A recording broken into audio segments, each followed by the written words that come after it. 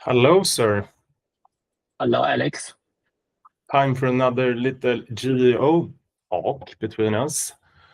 We have lately been talking a lot about GEO and especially creating new content, but today our focus is going to be updating existing content, and specifically your blog post, how to make them more GEO adapted. So what would you say is the first thing you as a company or a brand should think about when updating your current blog to make it more GEO applicable? Yeah, that's a really interesting question because I think most companies would have been working a lot with blogs or articles, try to get them ranked for SEO. So we actually we're not talking about starting from scratch.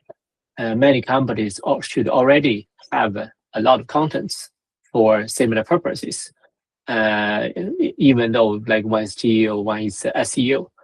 I think it's very interesting and important to look into what we can do like with that, how to make them rank for AI search, which is GEO in this case, of course. But is it easier to start a brand new, or would you say it's better to update what you currently have? I would say both matter.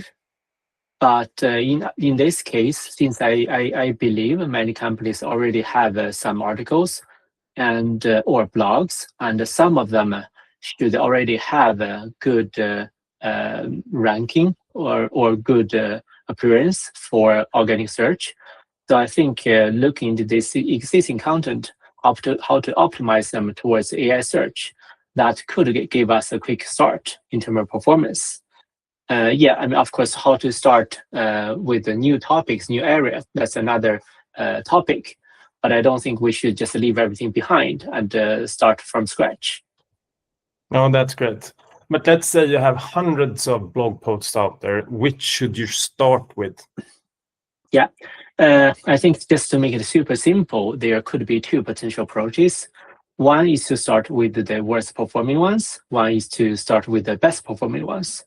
I think the easiest answer here is to start with the good performers, because that means even though from the traditional SEO perspective, those articles are already have been showing some potentials to be picked up by Google search.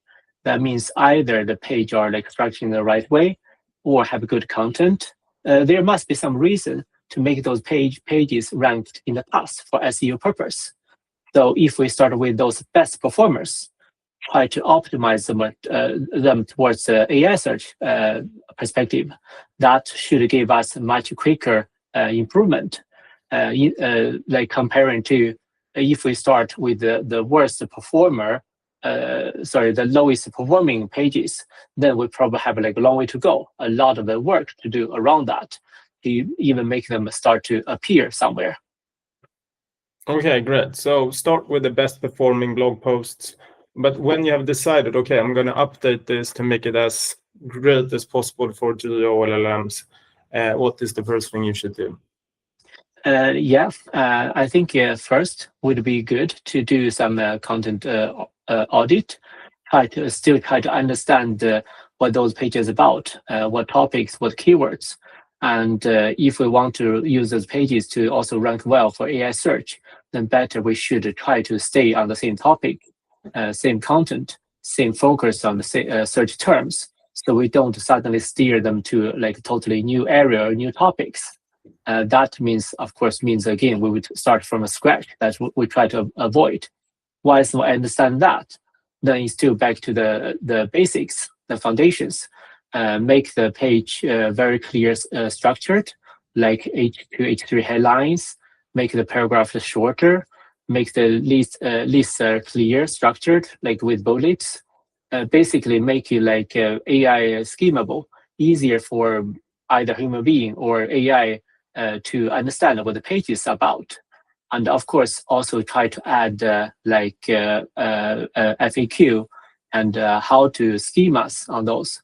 So everything, try to, again, I think we talked about this before in other topics, try to make the content page as easy to consume as possible. So from that perspective, then you also try to steer that towards AI's favor. and of course, still back to the foundation, by improving for AI search, we don't want to destroy the SEO performance. So here we're talking about the improvements. We are not talking about like a try to restart everything. That means we are back to scratch again.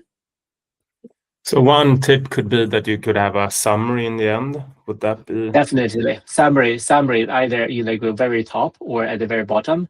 Try to help the AI to understand what this content is about. That helps. Yeah. So if we would try to update this talk and make your answer a bit shorter and try to summarize what we talked about, make clear headings, right? Yes. Short paragraphs, bullet lists, yes. FIQs. Yes. And what else would you say? Summaries. Yeah, add a clear schema to help the AI to pick up what this page is about. Perfect. Yeah, but then you can keep the bigger part of the blog as it is, so you don't ruin the current SEO ranking. Yes.